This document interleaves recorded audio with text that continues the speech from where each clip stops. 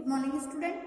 आज हम कक्षा 10 के पाठ 7 कवि सूर्यकांत त्रिपाठी निराला के द्वारा लिखित कविता मातृवंदना के बारे में पढ़ेंगे। हमने इस पाठ के पार्ट 1 में अभी न होगा मेरा अंत नामक कविता के बारे में पढ़ा था। आज हम मातृवंदना नामक कविता के बारे में पढ़ेंगे। इस कविता का जो सार है उसमें कवि ने अपनी देशभक्ति की भावना व्यक्त की है और आजकल के जो नेता होते हैं वो सिर्फ नारेबाजी ही नहीं बल्कि सक्रिय देशभक्ति का उन्हें परिचय करवाने के लिए उन्होंने ये कविता लिखी है। और इस कविता के माध्यम से कवि कहना चाहता है कि हमें अपने मातृभूमि के प्रति सब कुछ न्योछावर कर देने के लिए हमेशा तत्पर रहना चाहिए। और कवि की जो कामना होती है वो भी यही होती है कि मनुष्य जीवन के जितने भी स्वार्थ है वह उनसे मुक्त होकर अपना सब कुछ भारत माँ के चरणों में अर्पित कर दे। तो यह कविता उस समय लिखी जिस समय हमारा देश क्या था, पराधीन था, स्वतंत्र नहीं था, अंग्रेजों के गुलाम था। उस समय कवि भारत माता से यह वंदना मांगता था कि वह इतना दृढ़ और इतना सहनशील बना दे कि मृत्यु का सामना कर सके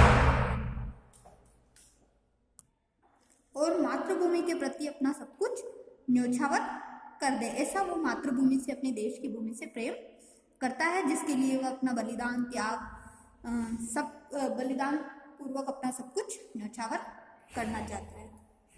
और इस कविता का जो मूल उद्देश्य है वो भी कवि का यही है कि जो भी पाठक हो उनके हृदय में देश प्रेम की भावना का संचार हो। नर जीवन के स्वार्थ सकल बलि हो तेरे चरणों पर माँ, मेरे श्रम सिंचित सब फल। जीवन के रथ पर चढ़कर सदा मृत्यु पथ पर बढ़कर महाकाल के खरतर शर सह सकू मुझे तू कर दृढ़तर। जागे मेरे उर्मे तेरी मूर्ति अश्रु जल धोत विमल दृग जल से पा बल बलि कर दू जननी जन्म श्रम संचित फल। तो ये इस कविता का पहला पैराग्राफ है।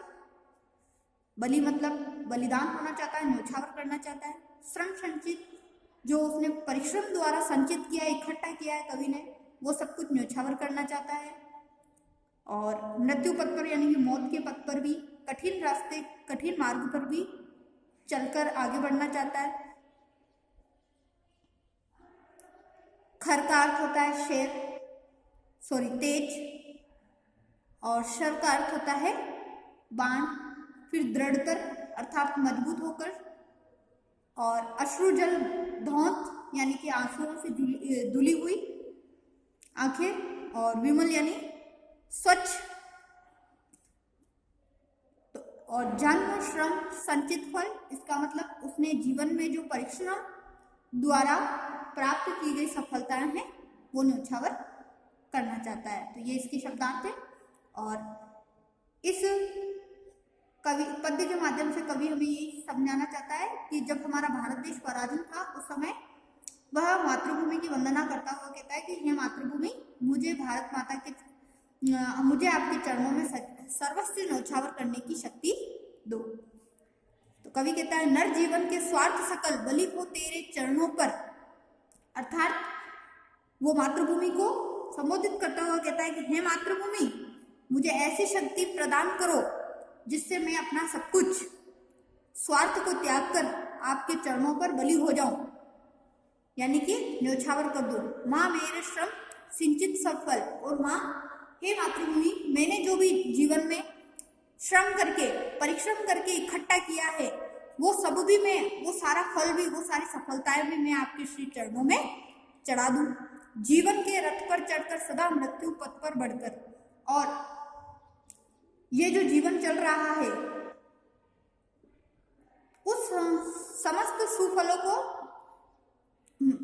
कवि कहता है कि मैं इस जीवन में जो जितने भी मैंने समस्त फल प्राप्त किए वो आपके श्री चरणों में अर्पण कर दूं। और ये जो जीवन चल रहा है इसमें मुझे ऐसा दृढ़ मनोबल प्रदान करो जिससे मैं इस जीवन रूपी रथ पर चढ़कर मृत्यु के मार्ग पर, सदा मृत्यु पथ पर, मृत्यु के मार्ग पर आगे बढ़ता हुआ महाकाल के खरतर शर सह, अर्थात महाकाल के जो तीक्ष्ण बाण है उनके प्रहार से धैर्य पूर्वक सहन कर सकूं, अर्थात जितनी भी जीवन में मेरी कठिनाइयां आए, इस मातृभूमि के चरणों में अर्पण होने के लिए, इसकी रक्षा करने के लिए उनको मैं सहन कर सकूं। जागे मेरे उर में तेरी मूर्ति, अश्रु जल धोत विमल।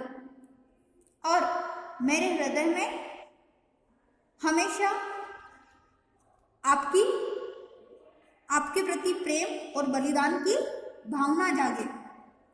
कवि का अभिप्राय है कि मुझे उस मृत्यु से, उस पराधीनता से भय के कारण तेरे आंसुओं से धुलकर विमल बनी हुई पवित्र मूर्ति हमेशा मेरे हृदय में, अंतरात्मा में विराजमान रहे।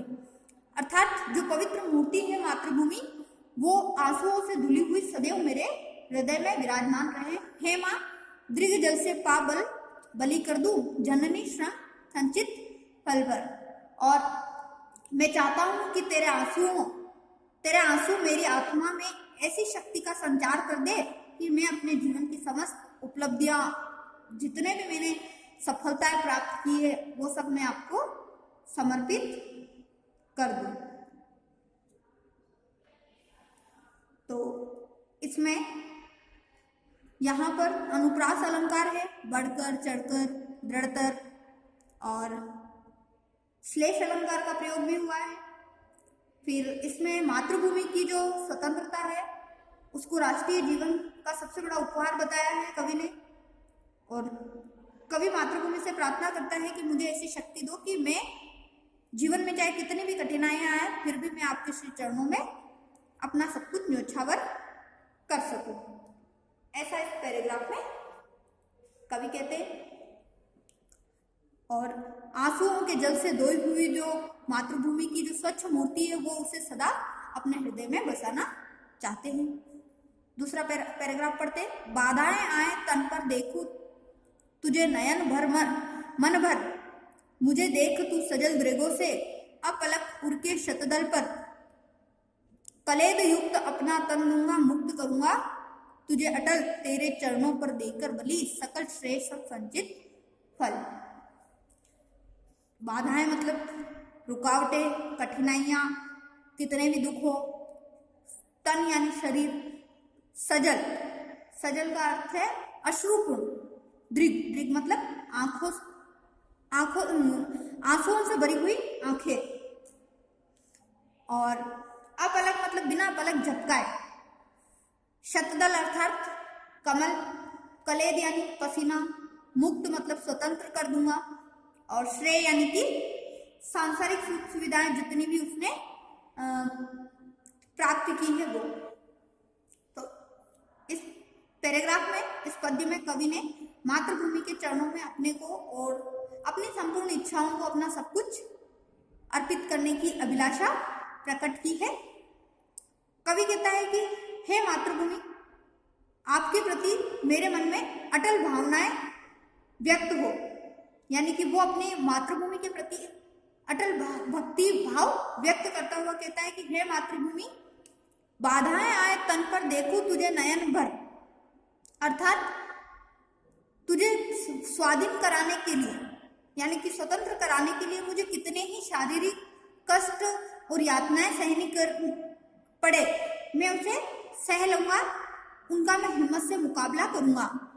मुझे देख तू सजल दृगों से अपलक उर के शतल दर पर, और मेरी कामना है कि तू सदैव मेरे हृदय रूपी कमल पर हमेशा विराजमान रहना, समाहित रहना, और अश्रुपूरित नेत्रों से मुझे एकटक देखती रहना।